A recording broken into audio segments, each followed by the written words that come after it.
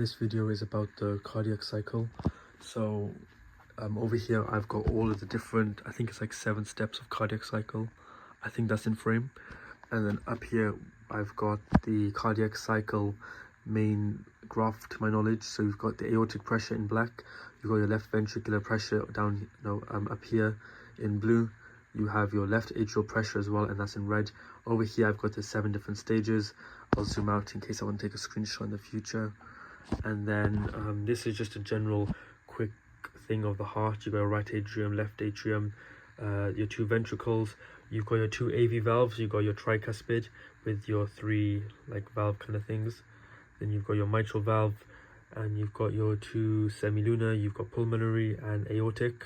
And I don't know why, but I think in the cardiac cycle you look at the left side of the heart, and of course you've got like your superior vena cava, your inferior vena cava, and your pulmonary lung going into your left atrium. Sorry, no, your pulmonary vein going into your left atrium. Anyway, that's somehow been a minute. I'm gonna go into the cardiac cycle. So it's got different steps. You've got atrial systole, isovolumetric contraction, rapid ejection, reduced ejection, isovolumetric relaxation, rapid filling, and reduced filling. So I'm gonna try and fly through this as quick as I can. So firstly you got atrial systole. So something which I've done, I think this was from Dr. Matt, Dr. Mike video, which I really liked, was he kind of just labeled whether the atrioventricular valve was open and the semilunar valve.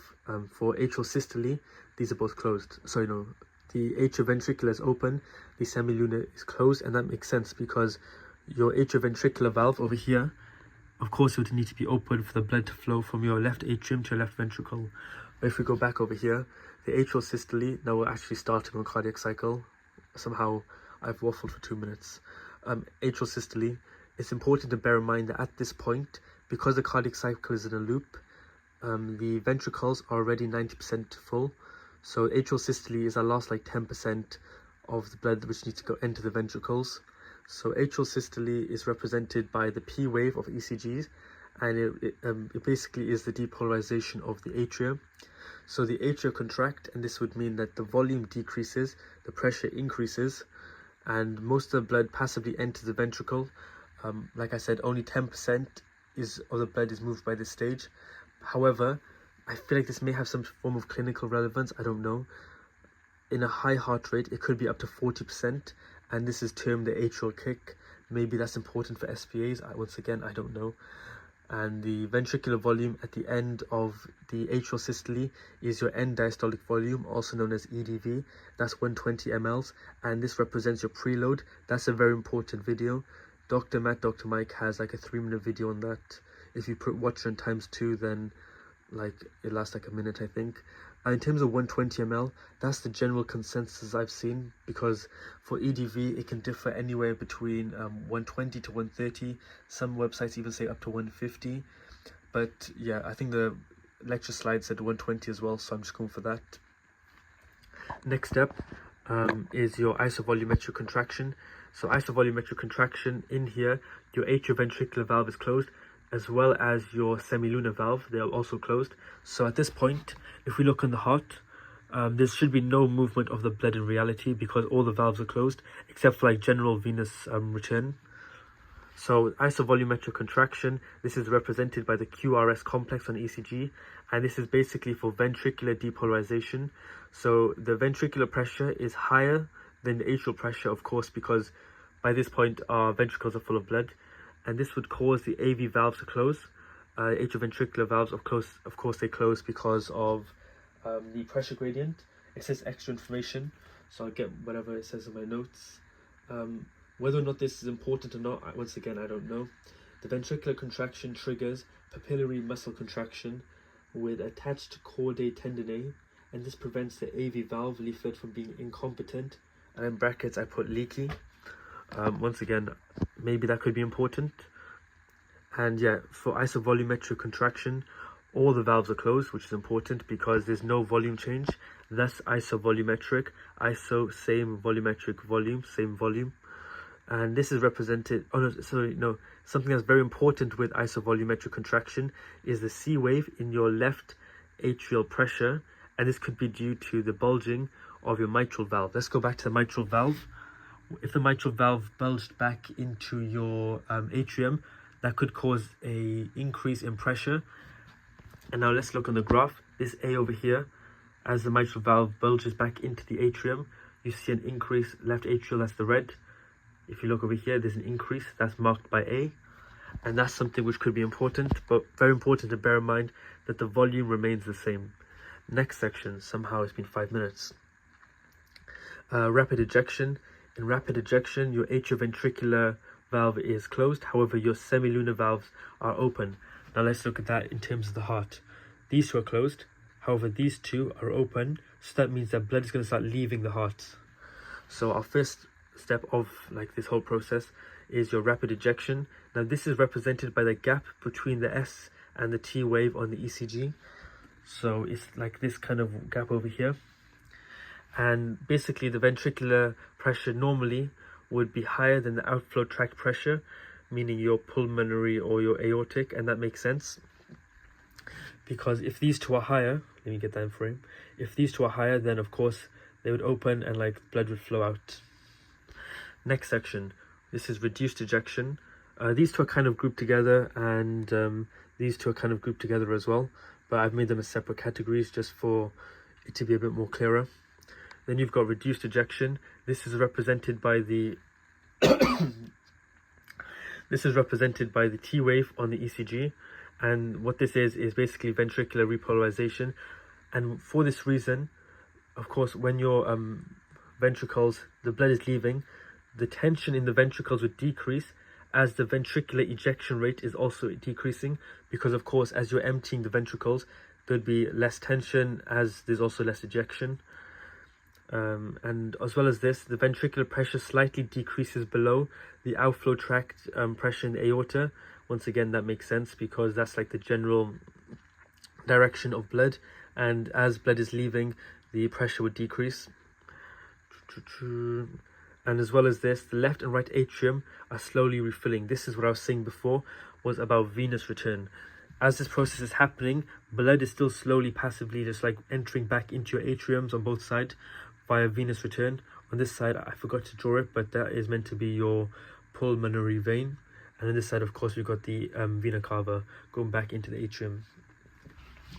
Next step, isovolumetric relaxation. So isovolumetric relaxation, the ventricular pressure is decreasing. Oh wait, let me go to the valves first.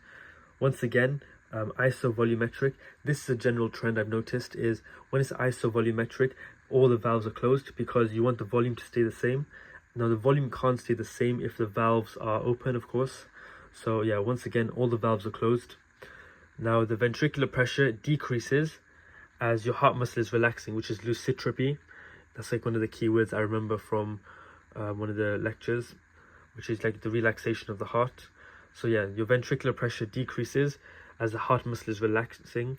So the volume is constant as all the valves are closed, like I mentioned before.